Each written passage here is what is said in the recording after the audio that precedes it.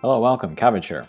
In War of the Visions JP, let's look at the producer's letter that came out last night, and some pretty big announcements in here, so let's have a look. Let's see, first, on April 1st, they will release Charlotte. She is from Final Fantasy Brave Exvius, an original character there. She is a Grandshelt Knight along with Rain, and she's one of my more favorite characters. I'll put up a video about her limit break from that game, but I love the way she walks in that, and I actually never really got to use her in Brave Exvius because I quit before she came out. So it would be great to get revenge in a sense, and then use her in War of the Visions. But she looks awesome, and then she's very kind of classic fantasy sort of a look, so I like that. It'll fit right in with War of the Visions.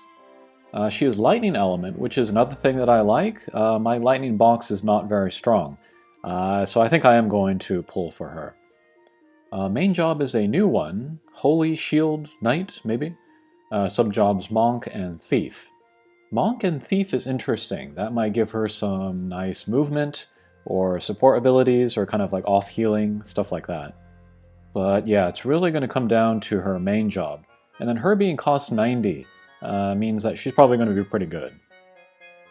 And then again, cost 90, that is the same shard price and then pull rate as cost 80 units. So yeah, she is not cost 100, which is the first time since the new year that the character released around the 1st is not a cost 100 unit. So this is breaking the pattern, which I'm very happy about. But we've still got to wait until the collaboration later this month, and then the beginning of next month to see if they go back to the cost 100 pattern.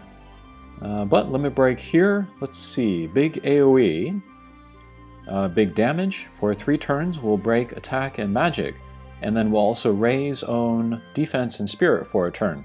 So it's kind of like a Sentinel plus an attack, which is nice, because Sentinel, it's kind of hard to use. It only lasts the 1 turn, and so you're kind of just standing there while not doing anything. So yeah, that should be nice. And then we got 2 skills from the new job. Very short range.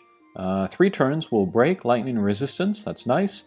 And then also lower the success rate of reaction abilities. So that could be good against Yuna, and then her reaction heal, that kind of thing.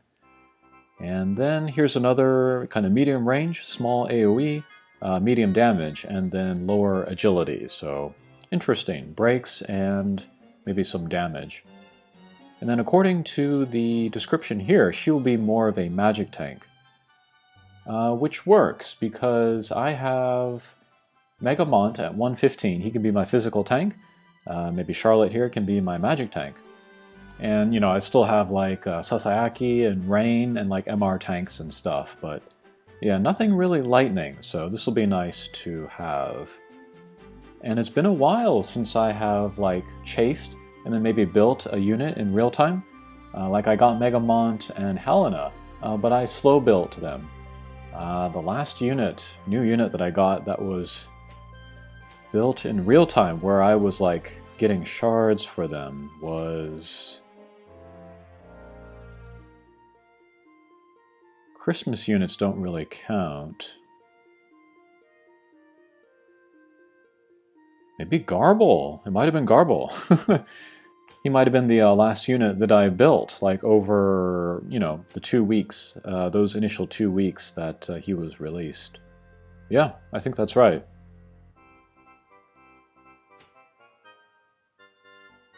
Okay, but getting back to the letter... Okay, new event quest. We can get materials to raise up Charlotte. And then the EX quest, we can craft the golden anklet. That's cool. If you saw my video where I took the survey, I said that my least favorite content was the Trial of Reckoning. There's a Trial of Reckoning going on right now in JP. I've totally skipped it. I haven't played it once, just because I don't enjoy playing that kind of system. So the 3 stars accessory, which I think is economizer in English, I don't have any of them. I'm just going to have to learn to live without it. But golden anklet, this will be much easier to farm, so maybe I will look into that. Okay, login bonus, we'll get 50 Charlotte shards, that's nice. And let's see, double drops for yellow and pink stuff. New guild battle map will raise AoE attack resistance, and then lightning units will get HP up, so that's not a super advantage for anybody, so that could be an interesting guild map. Okay, and then a Final Fantasy VII Remake. This is maybe the reason why many people are here. This will come in the middle of April. It's very unusual for this game to announce the collaboration so soon. It does happen this soon in other games, but this is maybe a first for War of the Visions. It makes one wonder. But I don't care about the reasons that much, so it's coming, that's cool. It will help me save, and it will help me pull for Charlotte. I'm not the biggest Final Fantasy VII fan, if you know me. But anyway, we got Cloud here, he looks very cool. And Tifa, she looks very cool as well. Nice thighs. And then on the 17th, that will be that Saturday before the release of Final Fantasy VII, there will be a official channel live stream. And this will be the second one of the year, I think. They had one in January where they apologized for what was it? The first anniversary Hatcher snafu. No, wait, that was late December? Anyway, I feel like there was a one in January that was official. And then after that, February and March, they did kind of like non-official or like casual live streams. This will be the first formal live stream since January, so there might be other announcements. And I totally forgotten about it, but one JP YouTuber that I liked kind of laid out the kind of the not-so-nice history of Cloud and his releases in Brave Exvius. Like every time he comes, they announce a new form. So he was worried that this announcement in War of the Visions was going to also introduce a new form. I don't think so. I really hope not. But it'll be interesting to see how they announce him. And then there's also some other big announcement that they're still working on the details, so we'll have to wait for that middle of April. Okay, and login bonuses here. We'll get a bunch of medals that we can turn in for Cloud or Tifa shards. And they also announced that there will be a second part to the Final Fantasy VII collaboration, where other units, plural, will be coming. I saw some artwork kind of talking about the collaboration between War of the Visions and Final Fantasy VII, and then also in that artwork was Eris and Barret, so probably the safe money is on those two. I would like to get Barret. I think I really like how he was done in Final Fantasy VII Remake. He was really annoying in the original game, but he was very likable, I thought, in Remake, so I would like to get him. Hopefully he is a handout SSR unit, that would be nice. Alright, and then here is the schedule for EX jobs for April. First week, nothing, that will be the release of Charlotte. Second week, Vineta, Dario, and Uni. Vineta and Dario together is very cool. And I have enough Mind Spheres to take Vineta to 120, so I'll look at her and I will awaken her. I don't know how far I'll awaken her, but I would like to do that. And then Dario too, I would maybe want to awaken him too. I really like all of the MR tanks. And then third week, nothing, that is Final Fantasy VII. And then fourth week will be Rain and Laswell, so that's a lot of URs this month. If you remember the last month, or like 2 months ago, it was like Mashiri and that was it, so this is kind of a heavier month here. I would like to take Rain to EX jobs because he's one of the better characters in the game. Laswell, very interesting. It'll be interesting to see what they do for him. I think he's still great. Okay, and then they announced the selection quest for April. It is going to be Wind Element. That's part of the reason why I want to work on my Dario. And a lot of people are guessing that Gargus will be the handout unit, which would be great. I'm really looking forward to getting him.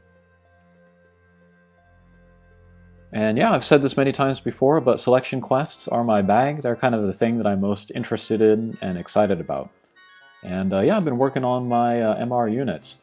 Although I've been working on them a lot up to now anyway, so it hasn't been taking a lot of work to get them ready. It's more like raising like job levels and then skill levels, and then I can go in there. after I make this video, I want to continue the Muraga levels. Alright, and then other random updates. And then here, this is maybe the most mysterious thing, but they will give you a way to change in leftover JP for other stuff. This is confusing to me because my assumption is that we're going to get EX jobs for sub jobs, and then you're going to need JP for that. And so if we like use up all of our JP to turn in for other stuff, then we're not going to be ready for those sub jobs. But maybe the sub jobs will never get EX jobs or something? I don't know, but yeah, we'll see how that works out. But yeah, that is a look at the producer's letter.